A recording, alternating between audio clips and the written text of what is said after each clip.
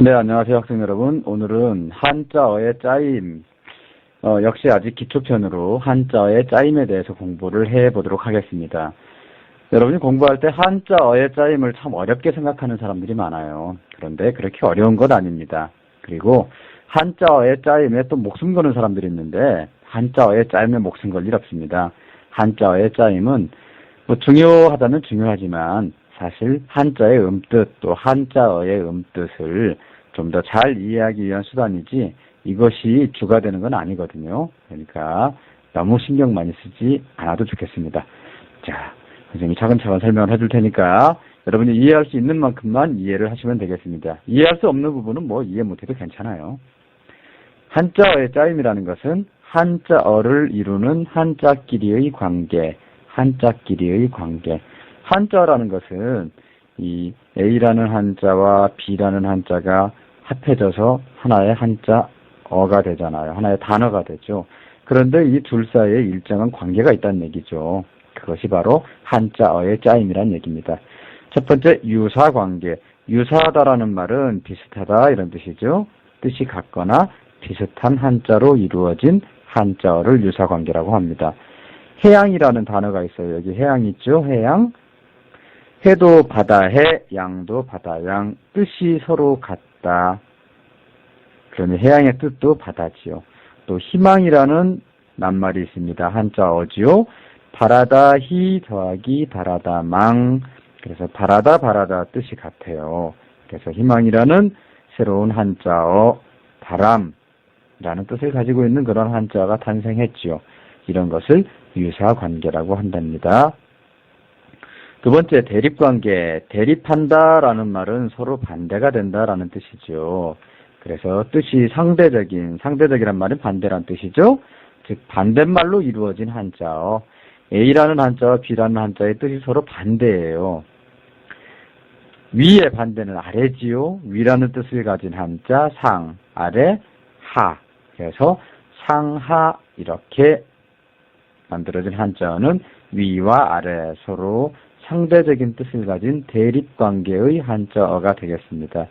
우리가 유사관계는 뜻이 비슷하거나 또는 같다 해서 이렇게 같다는 표시를 했고 대립관계는 서로 반대다 해서 화살표를 반대 방향으로 일반적으로 표시를 한답니다. 또 하늘이라는 천과 땅이라는 뜻을 가진 지자가 합해지면 천지라는 낱말이 나오죠. 한자어가 나오죠. 하늘과 땅 반대말이다. 역시 두 글자의 뜻이 상대적인 한자로 이루어진 대립관계의 한자어 천지가 탄생합니다. 세 번째, 수식관계. 수식이란 말은 꾸며준다라는 뜻입니다. 하나는 꾸며주고 하나는 꾸밈을 받겠지요. 주로 앞에 것이 뒤에 것을 꾸며주는 그런 한자로 이루어진 한자어의 관계를 수식관계라고 한답니다. 볼까요? 높다 고자에 매산자, 산산자 합해지니까 고산해서 높은 산이 됐죠. 높은이라는 말이 산이란 말을 꾸며주고 있습니다. 이렇게 앞에 것이 뒤에 것을 꾸며주는 것을 무슨 관계다? 수식관계다. 또 하나 볼까요? 청풍, 맑을 청, 바람풍, 맑은 바람, 맑은이 바람을 꾸며주지요. 그래서 수식관계다. 네 번째, 주술관계. 주라는 것은 주어를 얘기하고요. 술이라는 것은 서술어를 얘기합니다.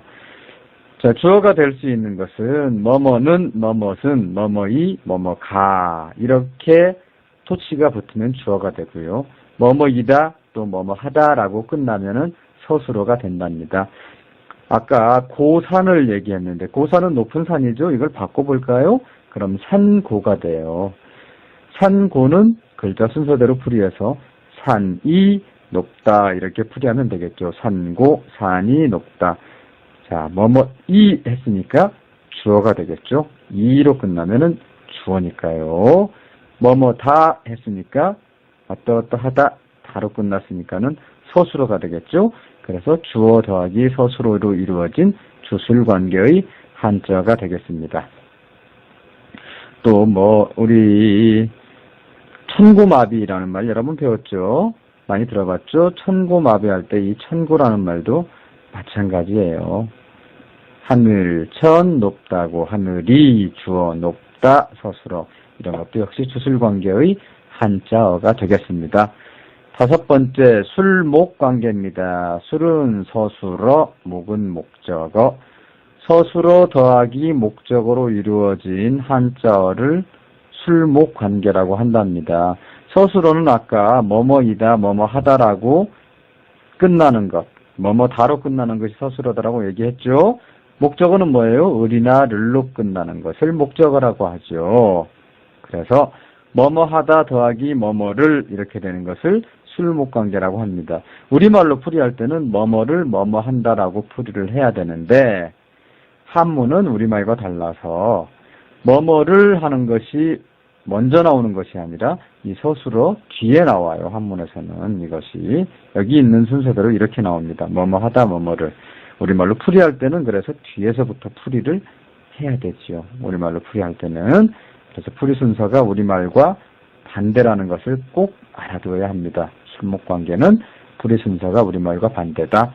예를 들어서 애국이라는 낱말이 있습니다. 애국 알죠? 애국. 사랑하다. 자, 사랑하다 더하기 나라를 뭐뭐다 하다로 끝났으니까는 서술어. 뭐뭐를로 끝났으니까 목적어. 그래서 서술어 더하기 목적어인 술목관계다. 술목관계다. 그래서 애국은 글자대로 한다면 사랑하다 나라를. 그러나 우리말로 풀이할 땐 뒤에서부터 풀이해서 나라를 사랑한다 하는 술목관계의 한자어다. 즉 술목관계의 한자어는 반드시 풀이 순서가 뒤에서부터 앞으로 순서를 풀이를 해야 된다. 이런 뜻입니다. 자, 하나 더 해보겠습니다. 여러분 독서라는 말을 알죠? 독서가 뭐야요? 독은 읽는다는 뜻이고 서는 책이라는 뜻이니까 독서라는 말은 책을 읽는다라는 뜻이죠. 역시 글자대로 하면은 읽다라는 서술어가 책을이라는 목적어보다 먼저 나왔으니까는 다로 끝나면 서술어, 을로 끝나면 목적어, 술목관계가 되겠죠. 물론 풀이할 때는 뒤에서부터 풀이를 해야 됩니다. 책을 읽다 이렇게 풀이를 해야 되지요. 이것이 술목관계입니다. 술목관계 잘 이해하겠죠? 여섯 번째는 술보관계가 나왔네요. 술보는 서술어 더하기 보다. 서술어 더하기 보. 이렇게 이루어진 한자어의 짜임이 술보관계가 되겠습니다. 역시 서술어는 뭐뭐 하다. 보어는 은는 이가 자, 주어가 될 수 있는 것이 보어도 될 수 있습니다. 그런데 한문에서는 또 에서 에게 이런 것으로 풀이가 되어도 다 보어로 취급을 한답니다. 단, 이 가는 주어도 있는데 왜 보어도 있느냐? 이 가가 이렇게 붙은 말이 앞에 나오면 주어가 돼요. 맨 앞에 나옵니다. 주어는 항상. 그런데 이것이 붙은 한자가 뒤에 나오면은 이것이 붙은 글자가 뒤에 나오게 되면 이것은 보어가 되는 겁니다. 역시 풀이 순서가 우리말과 반대라고 되어 있네요. 예를 들어 보겠습니다. 입학이라는 말이 있어요. 들어가다, 다로 끝났으니까 서술어네요. 역시 학교에, 로 끝나면 보어라고 얘기했죠. 여기 에로 끝나면 보어라고 얘기했어요. 그래서 입학이라는 말은 들어가다 학교에, 서술어 보어, 술보 관계인데 자, 우리말과 풀이 순서가 반대라고 했으니까 뒤에서부터 풀이해야 되겠죠? 그래서 학교에 들어가다 풀이할 때는 이렇게 풀이를 하는 겁니다. 자, 이가가 들어간 거 한번 해볼까요? 뭘로 할까요? 그 사람 참 무정한 사람이야. 무정하다. 무정하다라는 말이 있죠.